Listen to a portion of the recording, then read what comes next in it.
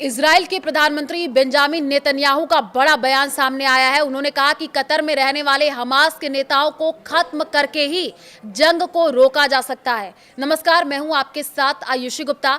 Netanyahu ने x पर यह लिखा है कि कतर में रह रहे हमास के आतंकवादी प्रमुखों को गाजा के लोगों की कोई परवाह नहीं है। उन्होंने युद्ध को अंतहीन रूप से जारी रखने के लिए युद्ध विराम के सभी प्रयासों को रोक दिया। उनसे छुटकारा पाने से ही हमारे सभी बंधकों को रिहा किया जा सकेगा। हाल ही में इजराइल ने दोहा में हमास के नेताओं पर हवाई हमले किए, जिनकी कतर ने निंदा की है। हमास ने कहा कि उनके वरिष्ठ नेता और वार्ता दल के सदस्य इस हमले में बच गए, लेकिन 5 सदस्य मारे गए, जिनमें हमास के निर्वासित गाजा प्रमुख खलील अल हय्या का बेटा भी शामिल है।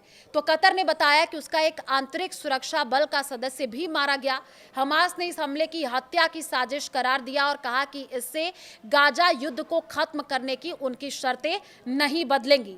इजराइल चाहता है कि हमास सभी बंधकों को रिहा करे और अपने हथियार डाले। वहीं हमास का यह कहना है कि वो तब तक सभी बंधकों को रिहा नहीं करेगा जब तक युद्ध खत्म करने का समझौता नहीं होता और फिलिस्तीनियों को स्वतंत्र राज्य नहीं मिलता।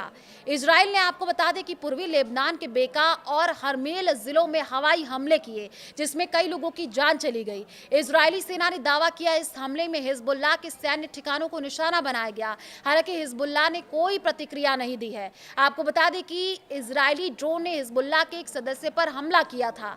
नवंबर 2024 में इजराइल और लेबनान में सीज फायर हुआ था, लेकिन इसके बाद भी इजराइल लेबनान के दक्षिणी हिस्से पर हमला करता रहा है। तो इजरायली फाइटर जेट ने, आपको बताएं कि सीरिया के एयरफोर्स बेस और सेना के कैंप पर भी हमले किए। Syrian observatory for human rights SOHR के मुताबिक इसमें किसी के हताहत की कोई सूचना नहीं मिली और इन हमलों को सीरिया के विदेश एवं प्रवासी मंत्रालय ने देश के संप्रभुता का उल्लंघन बताया। उन्होंने कहा कि इजराइल राष्ट्रीय और क्षेत्रीय सुरक्षा के लिए खतरा है। सीरिया और इजराइल में 1974 में सैन्य वापसी समझौते के तहत एक दूसरे पर हमला न करने की सहमति बनी थी, लेकिन पिछले साल दिसंबर में सीरिया के पूर्व राष्ट्रपति बशर अल असद के पतन के बाद से इजरायली सेना लगातार सीरिया के सैन्य ठिकाने और इंफ्रास्ट्रक्चर को निशाना बना रही है। SOHR की रिपोर्ट बताती है कि इस साल इजराइल ने सीरिया पर 86 हवाई और 11 जमीनी हमले किए। इसमें 61 लोग मारे गए और 135 जगहों को निशाना बनाया गया। इजराइल, आपको बताया कि यमन की राजधानी सना पर 15 दिनों में दूसरा हमला किया। इसमें हूती ठिकानों को निशाना बनाया गया। यह हमला सना हवाई अड्डे पर किया गया था।